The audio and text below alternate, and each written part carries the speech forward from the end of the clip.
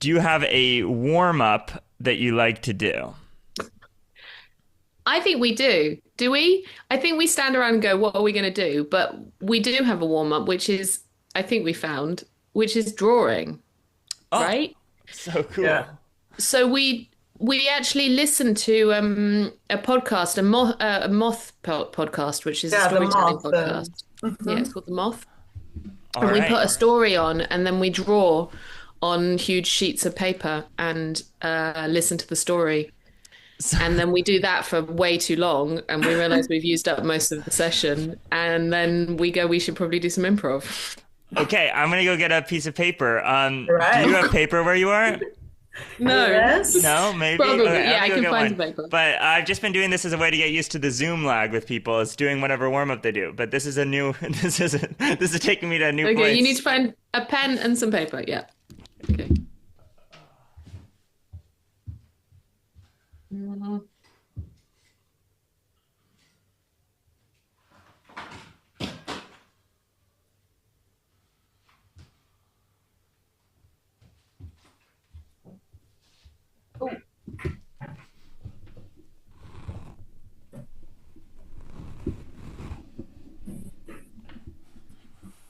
All right.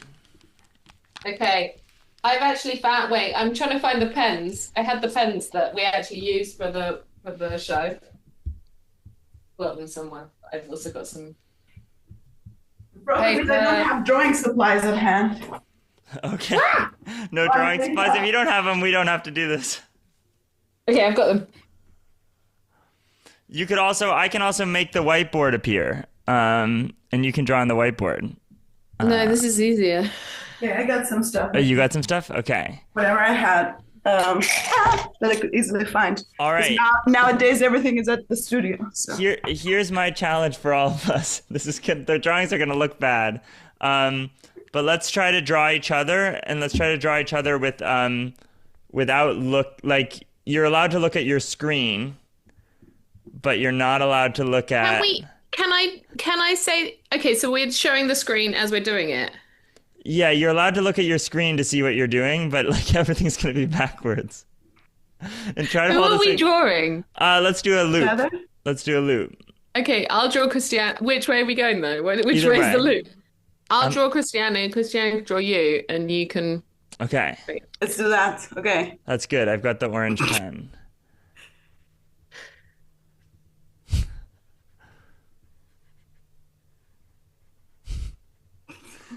Oh God, I'm looking at you, but I'm also. This is hard. I do this exercise with people in my workshops, and I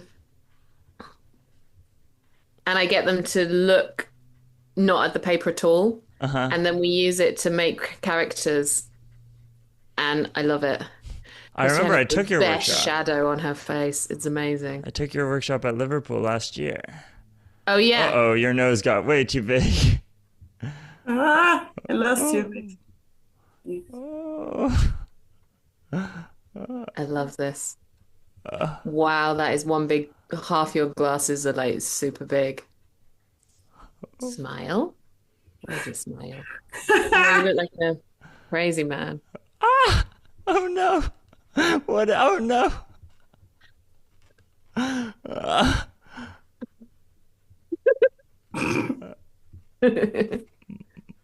Okay, I feel like I have massively insulted Christianna because she looks like an old man. Oh, I thought you were doing me. Oh no! 'Cause he's Are got we the both big doing Christianna? glasses. I was trying to do Roz. I was trying to do Hal. You look kind of like the strong Squidward. To be fair, I think this looks more like Hal than it does Christianna, but I'm happy with it.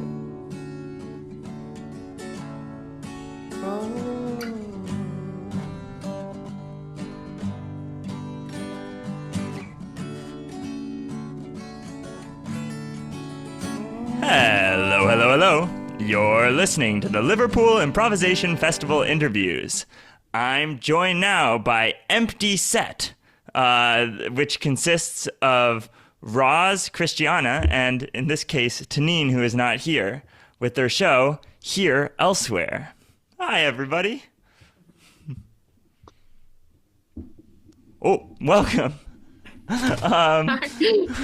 So the first question that I've been asking everybody to get in is I'm curious about people's improvisational ancestors. So either the improvisers or artists or artworks that inspired the show that you're bringing today. Before we even know what the show is, what was sort of going into the cauldron?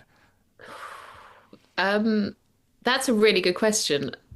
I feel like it's probably not a huge amount inspired by improv. It's kind of bad for me. It doesn't need to be.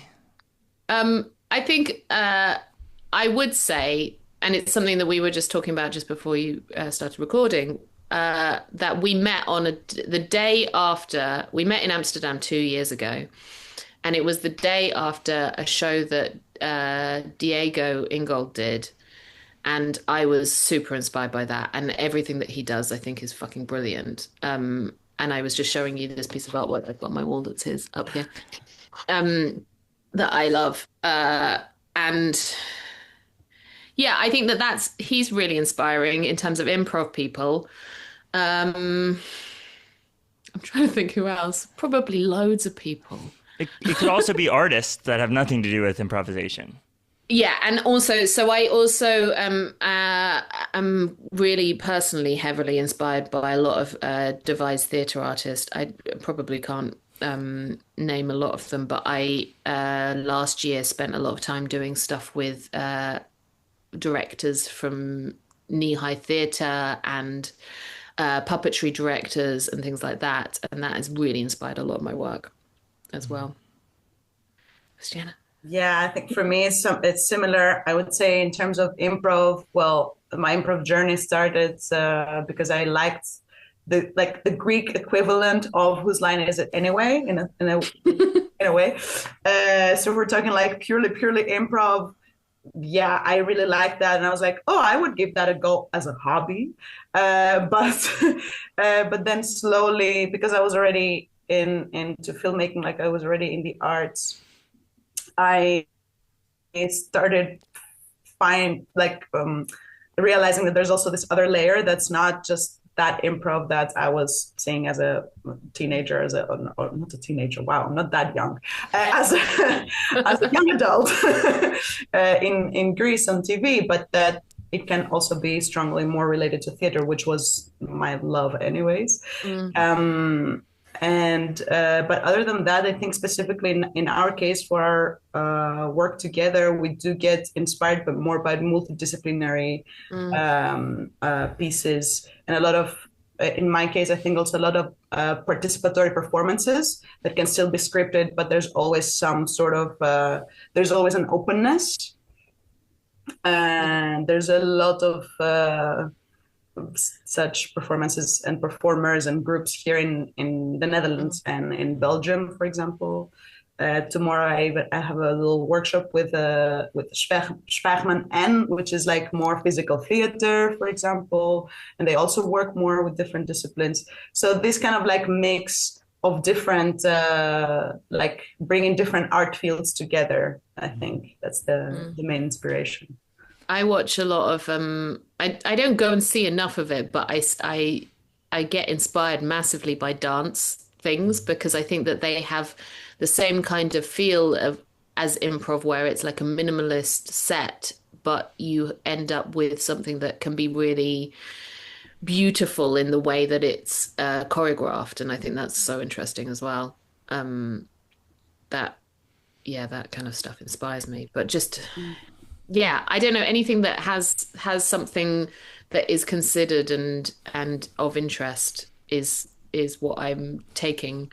And the work that I've done in improv, I've done everything in improv except for maybe short form that I've sort of avoided quite a lot. I've done it a little bit, but not a huge amount. And I've just found this thing that I like, and I think I've started not even calling it theatrical improv, because I've started calling it performance art, and I think that is more interesting to me, because it isn't even theatrical improv, really. Mm-hmm. Well, now we're going to get into your show. I'll put the performance art in a little back question to ask for later, but we do need to know, what is the show that you're bringing? So we see it as a continuation of our previous work, Echoes of this Place. So we want to keep exploring the same sort of ideas, but we want to see them evolve. We're not interested in creating like this one fixed form or show or however we want to call it. For us, it's again being inspired by the here and now, and especially the physical here and now. So the actual room that we find ourselves in, and to go even a bit deeper into the overlooked things in the spaces that we inhabit. So the here that can also be anywhere. And we still use the live drawing element that we started exploring together. For someone who hasn't seen the original show, what is that live drawing? I was about to comment on that. So we did a show last year, which we performed at Improv Amsterdam, and it was sort of in the round, but it was introverse really, but in a sort of curved. And we painted on the floor on a huge sheet of plastic, it ended up being. And we had guest monologists doing different monologues, and we would come in and do improv scenes with them while we were painting. So we'd get up from the painting and do small scenes with them, and then carry on painting while they carried on their monologue. And then at the end did our own improv scene. It was a mono scene from taking inspiration from the paintings on the floor, so reinterpreting them into our own improv. And we also did that we were lucky enough to have a residency in Zurich with Theatre Ida. It was an amazing experience, and we spent a week doing that. I think we did 14 shows in total over 10 days. Ooh, is that right? 14? Something like that. There was like, maybe it wasn't 14. 10 at least, yeah. 10 plus 2 plus a work in progress and another thing. I can't remember. Maybe it was 10. But we did that one more time there, where we did the show that we did in Amsterdam, and then we spent the whole week developing that show into what we have now that we're showing in Liverpool. But it was basically, a sort of painting on the floor in traverse, and using that as inspiration for the improv. And the show now has much more technical elements. So we have projections, and we have live imagery and live video imagery that interacts with the painting or the drawing, and then is the inspiration for the improv. Okay. And it's the audience suggestion is what I like to think of it, because I'm completely fine for other shows to be asking for a word from the audience, but personally I find it a quite awkward moment to stand on stage and say, can we have a word please? And this is our alternative to that. So the audience still have a sort of role, or at least the room in which the audience are in has a role in the show. In that sense, like taking the improvisation part for us, it's really important because of our idea of being in the here and now. So like this show can never be the same. Also because this is the room with these people right now. Like even the same room with different people with different energy, we won't be doing the same drawing. We won't be doing the same. We won't be having the same images that we pick up from the same space, physically. So in that sense, we're improvising also with the space and the whole audience. And I think for a long time we toyed with the idea, because we meet over Zoom quite often to discuss the shows, because we in different countries we can't meet all the time, and a lot of the time we talk about the room as a third actor within the show, which I think is really a lovely way of seeing it. when we walk into the room, will it look different? Like, will there be a giant canvas on the floor? Will there be a screen to project on? What is the layout? Are we allowed to say you have to wait and see? You can say that. You can say that. Because I think we're having a technical call as well. we also might have to wait and see. Okay. Well, I'm happy to wait and see, but I still want to ask a couple more questions about the projections themselves. Which, when you're incorporating projections, are you drawing and what you're drawing is being projected? Yes, but we're also projecting. We're being really like, I don't want to give away too much of the show because I think part of it is how are they doing that? Okay. Is the wonderful thing of the show in a way. Are we also, yes. Yeah, we're projecting the drawings and we're projecting on the drawings. And we're projecting from the drawings.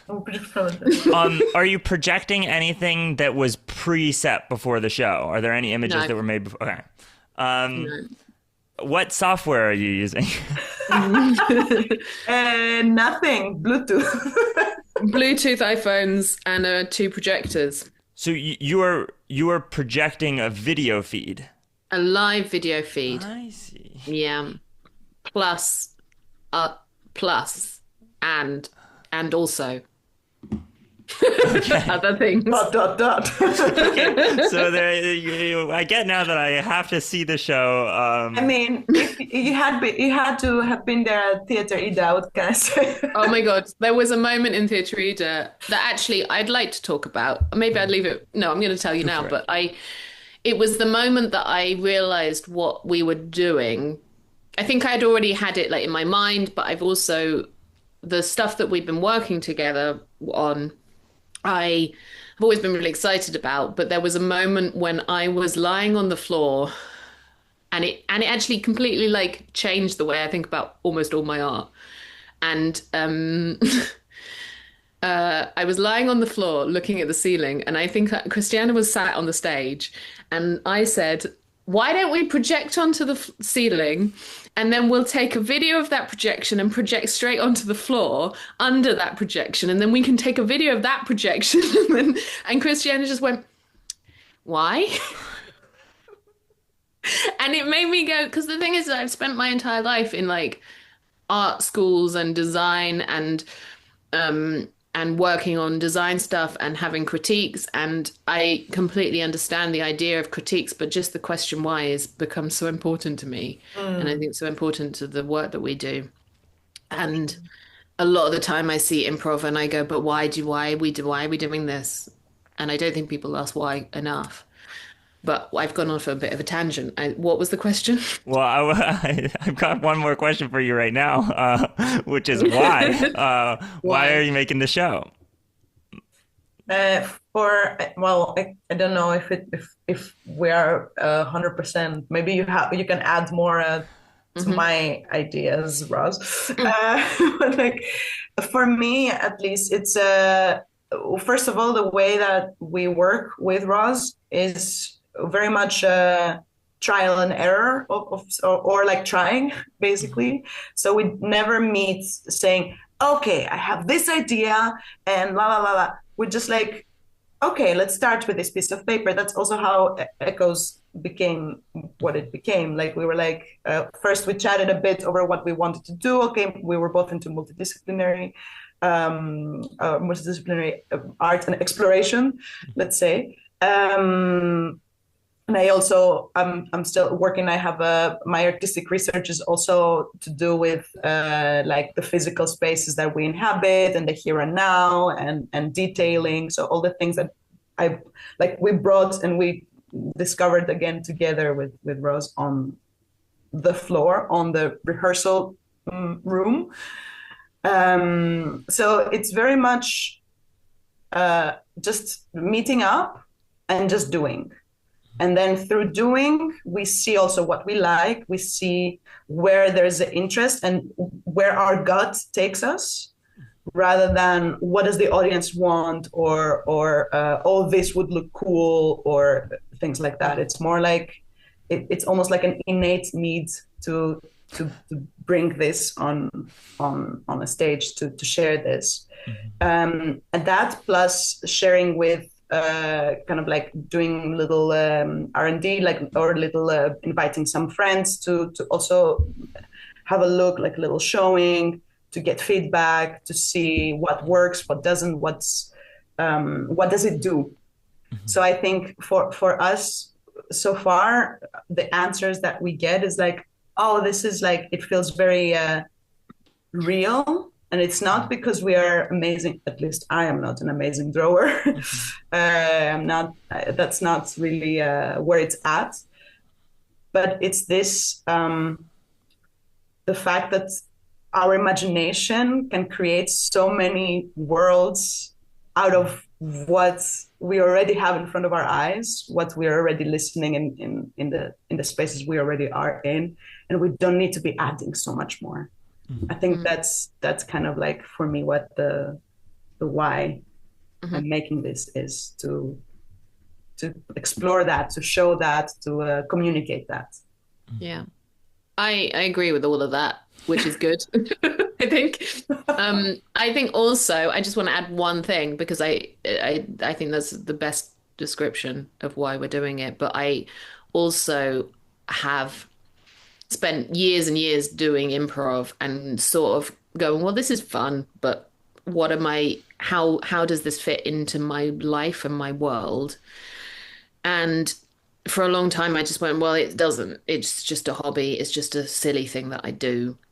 I go on stage and make people laugh and feel probably quite embarrassed about it afterwards, and think about it too much. And I was really trying to find a way to incorporate that into my artistic practice, because I'm a visual artist, but I'm also a set designer. And I was like, how does this work with everything else in my life? And I don't want it to just be a separate thing that I'm just, doing on the side, although maybe it's a good thing to have hobbies, I don't know. But it became too much of something that I loved. And it was trying to find a way that I could go, this works with everything else that I was doing.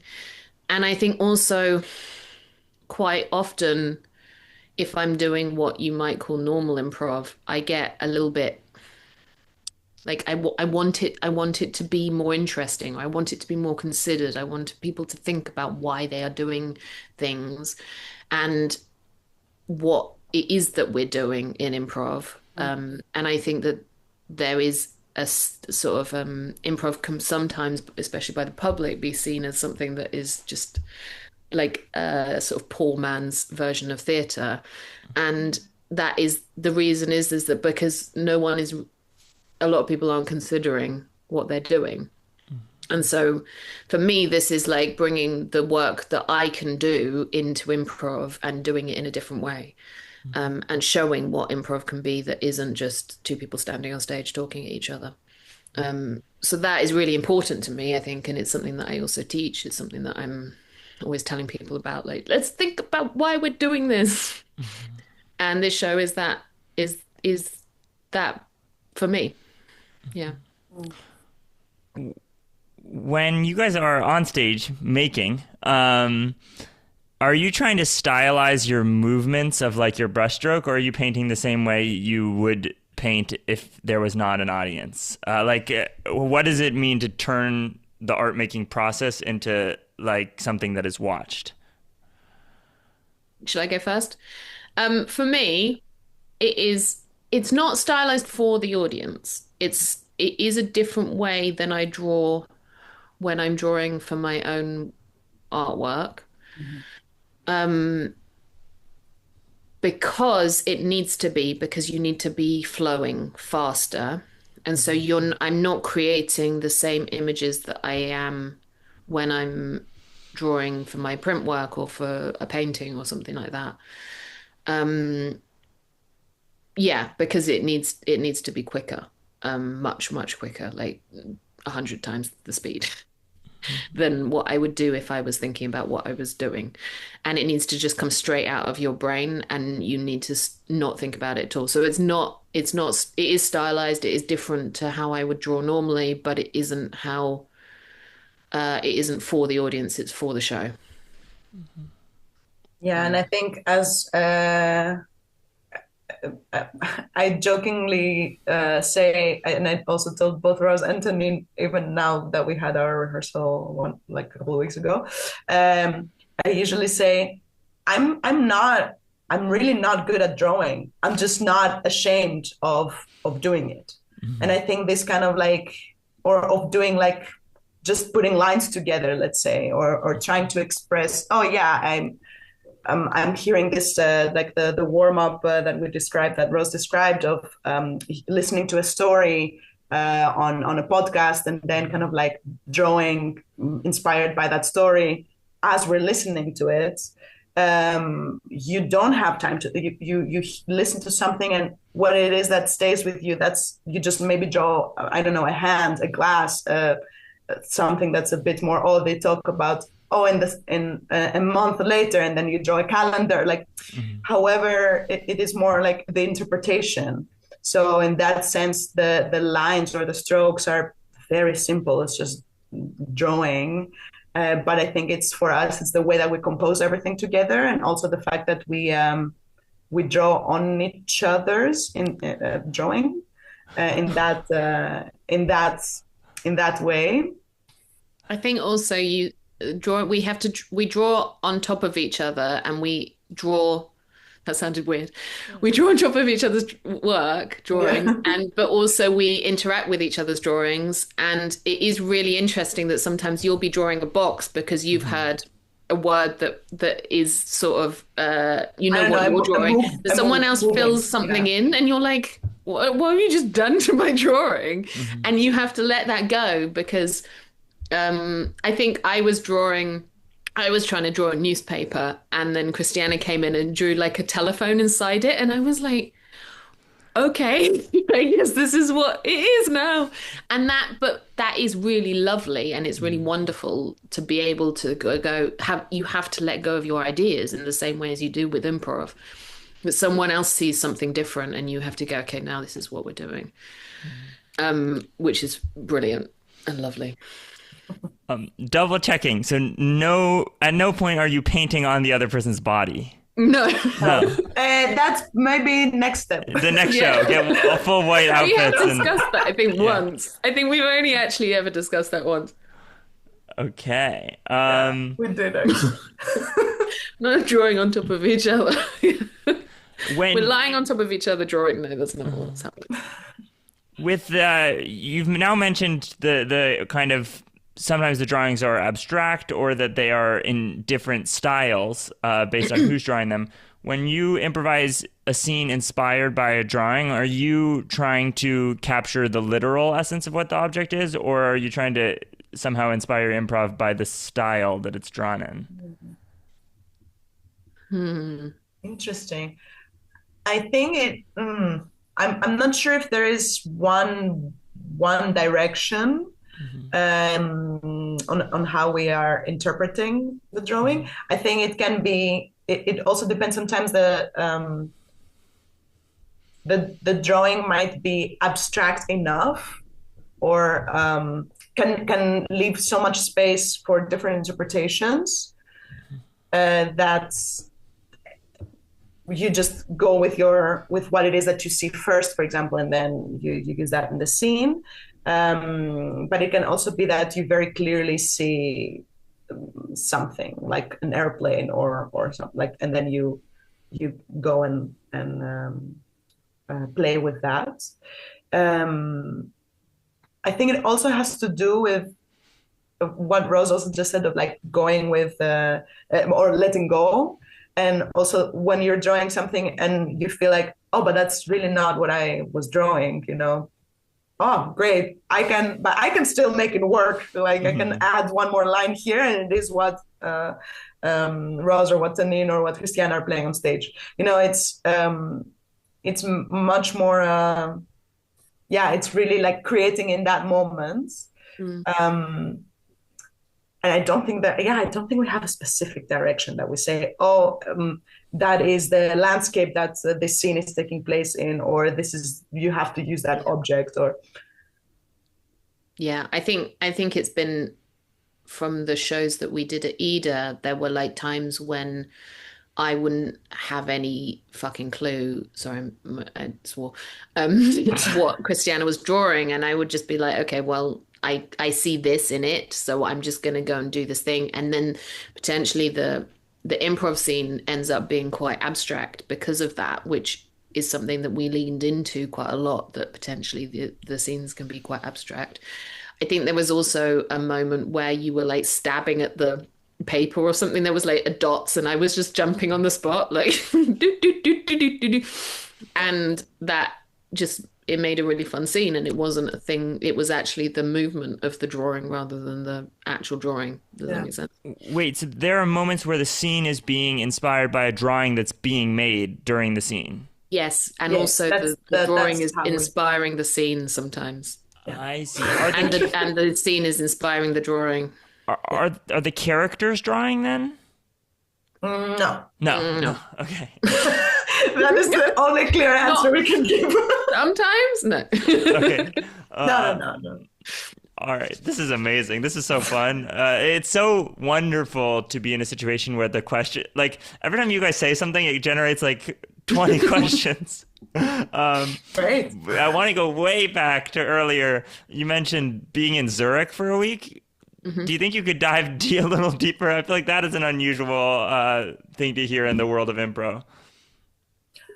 So there's a place called Theatre Ida that does a residency. They pay for 2 artists to go over there. They give you accommodation and they give you the theatre for an entire week from Friday till the next Sunday afterwards, to basically do whatever you want, which is an incredible opportunity. And it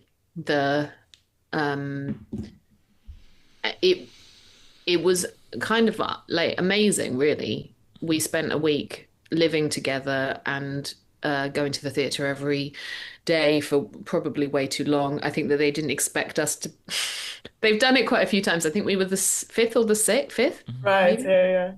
People to do it, and twice they turned up to do a rehearsal in the evening, and we were still there working, and they were like, "Why are you here?" We were like, "We love this." So we spent a week doing that, and for the first, basically every weekend we had 2 shows a night. So that was that's 12 shows. Yeah, and then we did 2 in the middle.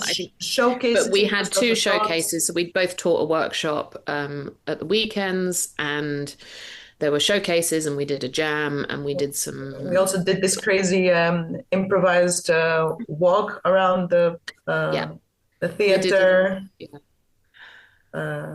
It was actually really fun doing that. So we like walked people around, and we did like little improv scenes, and Christianna did some stuff from her research about sounds and things that she'll probably tell you a bit more about, and I pretended to be a goblin. It was great. that she was like really serious, and she was making everyone listen to sounds, and I was just like, hello. But also it was just the best opportunity for us, because this residency is for improv artists that that don't live in the same country, basically. Mm-hmm. So it's giving you the opportunity. That's why they give us this long. Actually, it's more than a week. It was 10 days almost, because it was like they arrived. We got there Friday and left the Monday after. Monday, yeah. So giving us the opportunity to actually be at the same place at the same time to develop work. And for us coming in, already having worked together and having done the show at Improv Amsterdam, and then knowing for ourselves where else, what are the elements we really like from this? What do we want to keep working with? But then other than that, just like, we brought 2 projectors, and we were like the first day we're still trying to figure out how to where do we want to point them at, or like, oh, look, this projector can do this cool thing, and so on. But overall, it was just this of like being together, creating together, trying stuff out, having audience for tryouts, in getting feedback, and then going again to rework, and all that. We were given a place to stay. We were a lot of our like the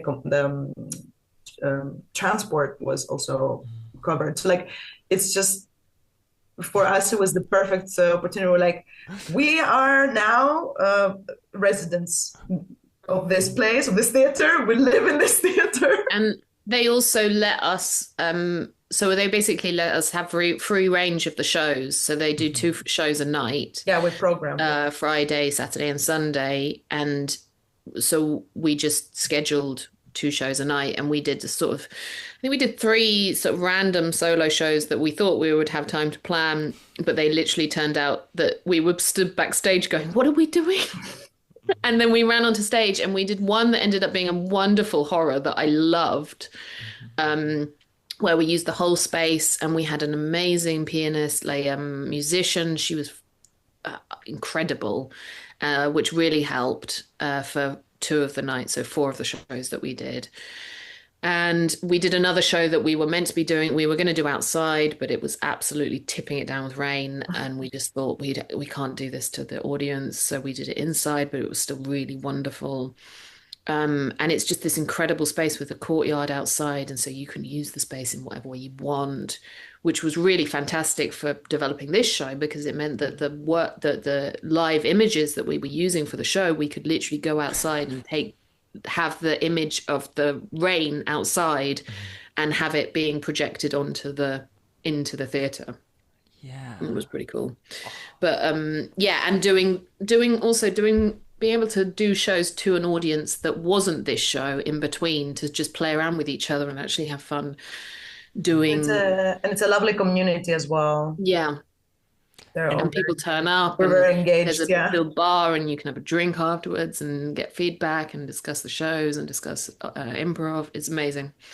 If you can apply, you should apply.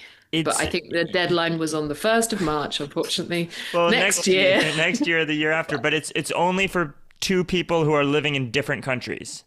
I don't know if it has to be different countries, but you have to, there has to be a reason why you need the space. Yeah. Mm-hmm. So I think that potentially, I know 2 people did it and they were different cities, but in the same place. I think Daniela, who runs the theatre, was saying that it's also potentially for like people with like caring responsibilities or something, that they couldn't necessarily spend a week together, stuff like that.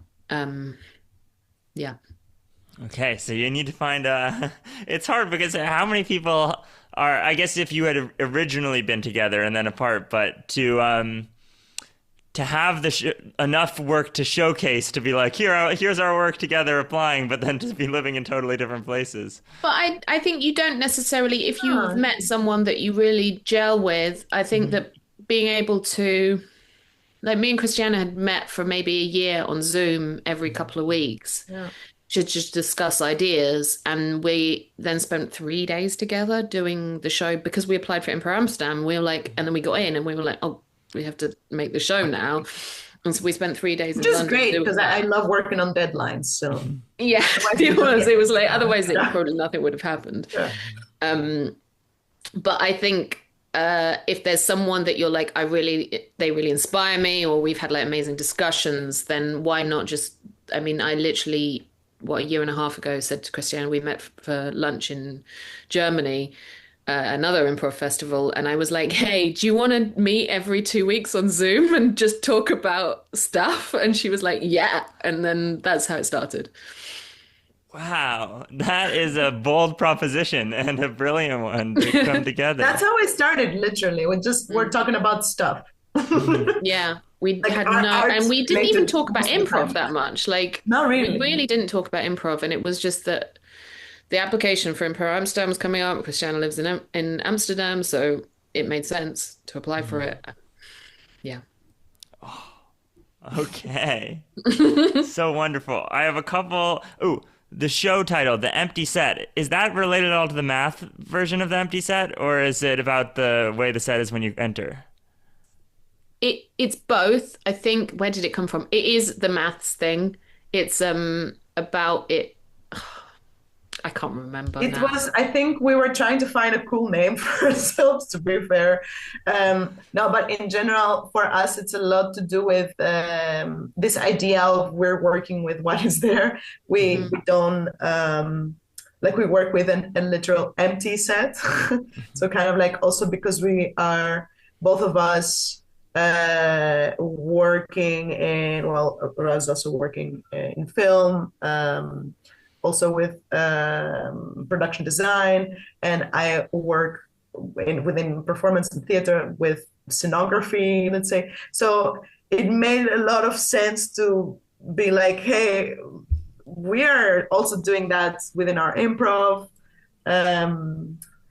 But let's also... I think it was also like we were weirdly looking at Venn diagrams anyway. Yeah, and right? so an empty set is the empty space in a Venn diagram that's empty, if there's nothing there. And I like that idea that it was like this intersection that is empty for us to create something.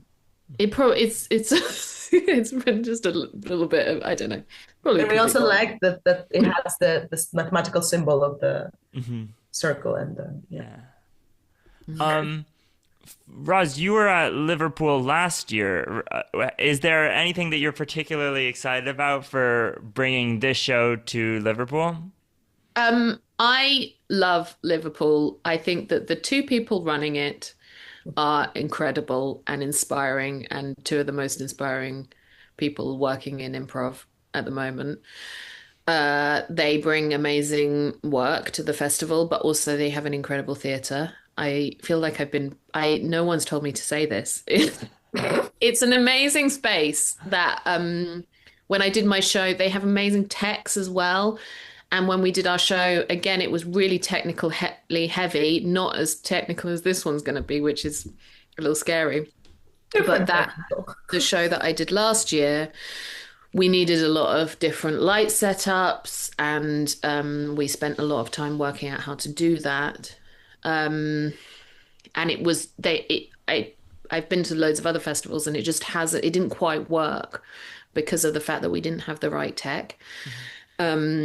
And this one, like, we got a Zoom call coming up with the tech people at the Unity, and they're really helpful. And and I saw some amazing work there because I think that they are doing fantastic work. And also the community is lovely, and I just love it. And also I love Liverpool, and the city's amazing, and I love it.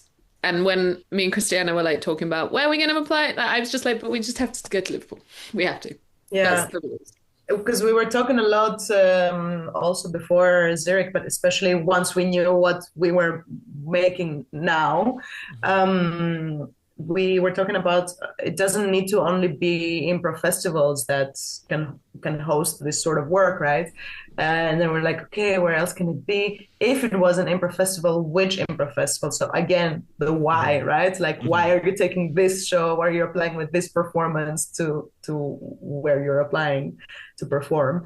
And I remember Rose being super excited about applying for this festival for Liverpool, because she literally said, but they also do so much experimental things. So, like, it's all about like pushing the boundaries. Yeah. Doing like, yeah, it's like, and I think from what I have heard from Rose from being there last year, because I haven't been yet myself, but I'm super excited to be there this year. And also, yeah, for this, like to also be inspired by other artists, by other improvisers, by other makers. And not just to like come play my show and then leave. Yeah, I think also they're not trying to sort of get people in just to make money and stuff. And speaking to Mark about it, that they get a lot of solo performers in because they don't have to bring like they're getting enough from ticket sales and stuff and they're getting enough people buying tickets that they don't need to rely on huge improv shows coming every year just to fill it with with performers, basically watching other shows, which I think is amazing because it gives them the freedom to go, okay, well, we'll take a chance on this thing, or we'll like do something interesting here. I think that's really great. Yeah. Yeah. Oh, normally that's my last question, but I missed what is the sound of your show? What especially because you said Christianna is a sound specialist.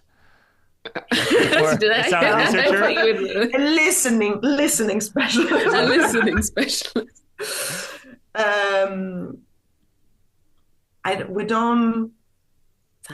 We haven't worked on sound, but we are for this for Liverpool. We're having a wonderful musician as well. We've got Ryan on guitar. Oh. So the sound of guitar. Okay. Yeah. Which and Ryan did the thing for the show I did last year at Liverpool, and it was amazing. So I was like, we need him again. But we haven't done a huge amount of sound, I think, because we don't work consistently with a sound a musician. But we have every single show we've done, we have said we need a musician because I think it's really important. But I really like the idea that it's like a different person every time, and that means that we can then experiment with it. Yeah.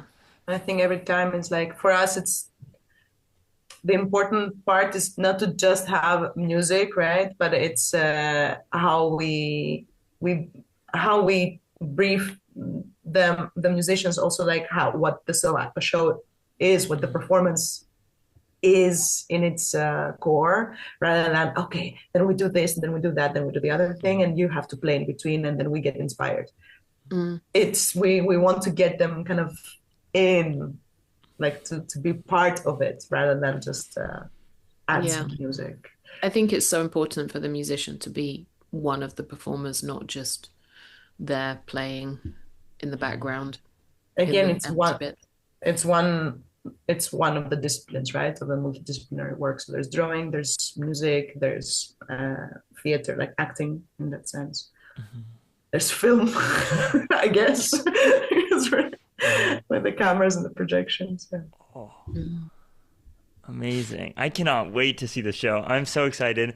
I have many more questions, but we're hitting the end of the hour that we had blocked off for this. If any of you ever wants to come be interviewed again, you have my contact information. If you're doing any other show or just are working on anything else. Well, you have ours. And if you have any other questions, I'm happy to answer them or answer them at another point as well. Yeah. And in Liverpool. Yes. If you want to see this show, I guess, is there a place online that people can find out more about your group or see images of your past shows? Yes. Our Instagram is, what is it? We Are Empty Set. All one word. Okay. We Are Empty Set. And you can also see them live on Friday, the 8th of May, 2026 at 4:45 p.m. in Liverpool. At the Unity. At the Unity. Thank you so much. This has been a blast. Thanks, Hal.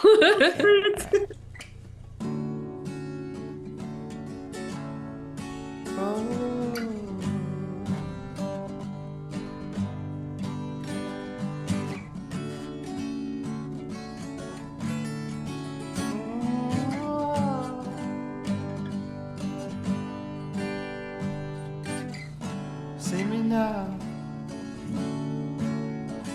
like you did back then.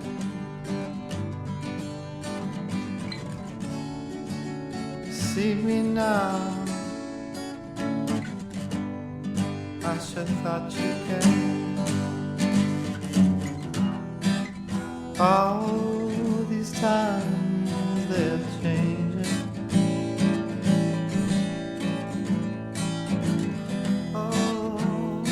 And my mind is rearranging. Can't you see me now? Like you always did. Can't you see me now? I just wanna be with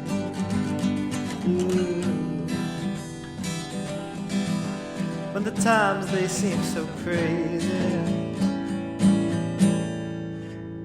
Can't you see me now? Can't you see me now? See me now. Can't you see me now?